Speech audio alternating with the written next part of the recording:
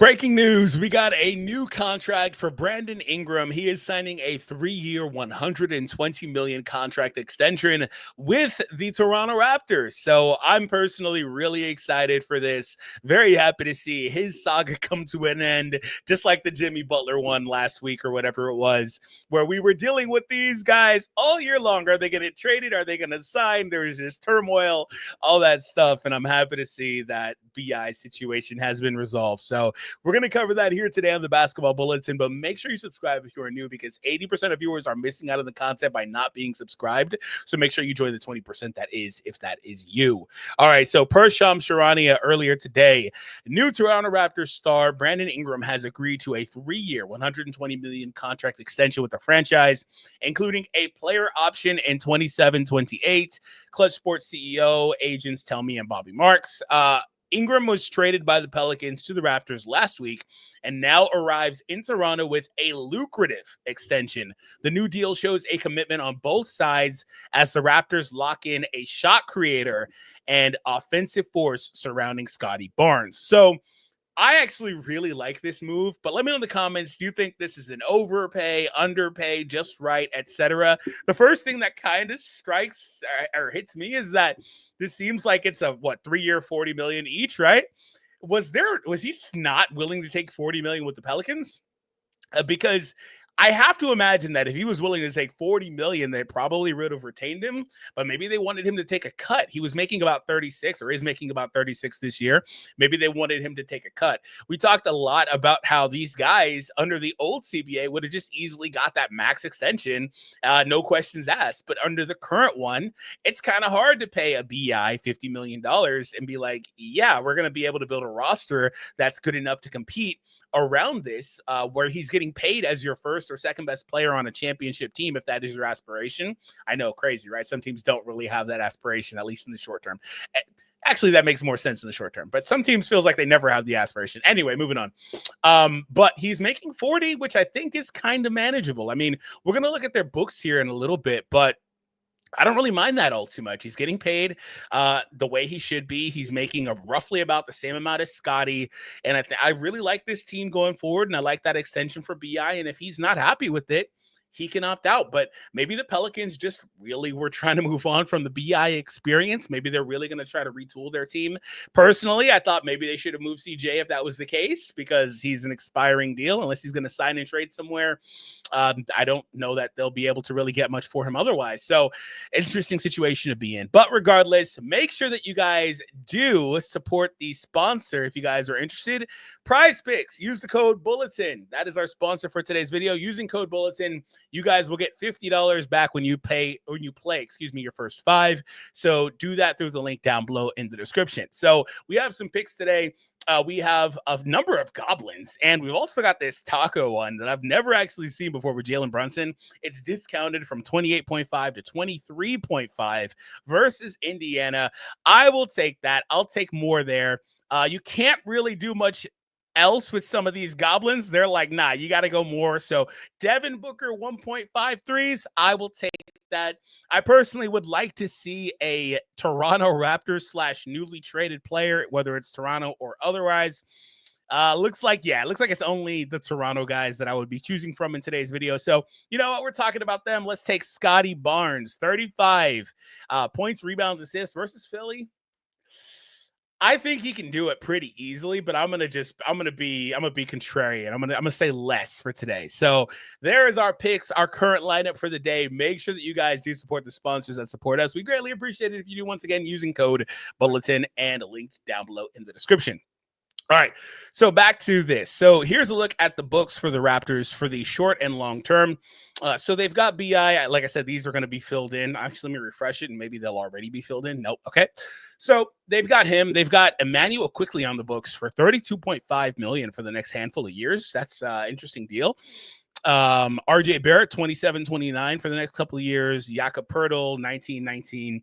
Scotty Barnes, making 40 plus the next few years here. Grady Dick on the books. Got some optionality happening there. Ochai Agbaji, Jacoby Walter. So I do like this team. I'm actually really curious to see how this team kind of looks a couple of years from now. I believe they'll also have their draft pick this year. So BI has not been available to play, and I'd have to imagine that they're not really going to try to rush him back, but I'd imagine he'll play, of course, at least a little bit during this season. Obviously, at this point, most likely post All-Star break.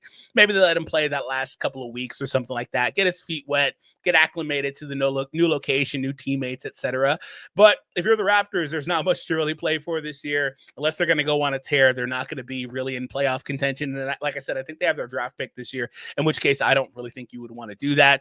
This could very easily and quickly wind up being a 1-year blip on the radar where they're just like really, really bad. It's not that they've been great recently, but just 1 year where they're really, really down, get a decent lottery pick in a good draft and turn around with BI now on the books, maybe some other moves on the perimeter for their team. And they come back next year and they are pretty good in the Eastern Conference that I think is could use a couple more really good teams. And I really do think BI would help this team going forward. So this team does need more shot creation. And so I think that's the primary benefit to getting BI. I do wonder about how much the ball will be in some other guys' hands, like Quickly, Barnes, Barrett, like a little bit of that. I do wonder because BI, one of the knocks that I have for him, I've got a couple, but one that I have for him is that he hasn't really shown the ability to be great off ball yet. We saw that a couple of years ago for Team USA, where he didn't really make an impact when he didn't have the ball. And that's not really a huge gripe, but I do think that's something he'll have to adjust his game to.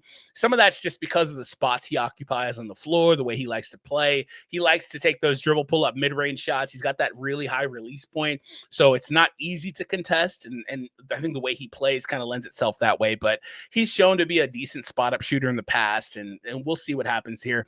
It's not like he's going to really be without the ball a ton on this team. I think they're signing him to have him be their 1A, 1B shot creator on on most nights anyway. So it's not going to be a huge deal. But other than that, though, I really do want to see how this team looks a couple of years from now. My only other real gripes with BI is it's kind of twofold. So firstly, I do think he's going to need to go back to being a bit more of a better defensive player. He still has the profile for it, the size, everything. He still profiles as a solid defensive player. It's just more about effort for him. He was showing that earlier in his career when he was more of a role player, upcoming guy. But after becoming more of an all-star, he kind of moved away from that, as typically happens, right? When guys take on an increased offensive load. I mean, he was getting up 18, 19 shots in Toronto. So I'd assume that to still be the case, but I'd like for him to just buy in a little bit more there. I think they could have defenses terrified with some of the players they have, like Scotty as well. I think they could really, really, really be really solid defensively with BI, and just the wing depth, the length that these guys have. I think it's going to be really fun. But lastly with BI is just the availability. He's not really been the most available guy in his career. I typically look at about 65 games, especially because the NBA insinuated whatever the word, instated, I think is the word. They put in that rule where you need to have 65 games and you are qualifying for the awards. So I look at it as 65 games as a barometer, and he's largely been below that. Actually, he's only played more than that one time in his career, and that was his rookie year. This year, only 18, dealing with, I believe, an ankle injury. 64 was really close last year. We'll give him a couple times. That's fine. 45, 55, 61, 62, 52, 59. Like, he's just not been the most available guy. So I do think that's a concern that I have with BI and how he's going to be long-term. But circling back to it, I think that's a good move for him. I don't think it's an overpay, right? I don't think it's an overpay because, like I said, I really do think he was angling for that $50 million. In which case I can understand a team not wanting to give him that. Did he finally just settle and say, okay, I'll make 40, which is largely about the same thing. Personally, I thought if he was being offered 35, he should have took that. Like, you're not going to get the 50 plus, that you would expect, which I guess we shouldn't say you're not going to, because Jimmy still got 60 million, something like that, 50 something. He's still got a fat contract, but that's Jimmy Butler, right? But we said a lot of the same things about Jimmy. So altogether, though, I don't really think it's a bad deal. I just think it's interesting that he didn't accept a similar deal from New Orleans, because that could have just been something they did initially. Maybe they talked to him about it. Maybe they wanted to move on. I'm not sure. But what do you guys think? Once again, make sure you do subscribe to the Basketball Bulletin if you guys are not already, and we'll see you in the next one.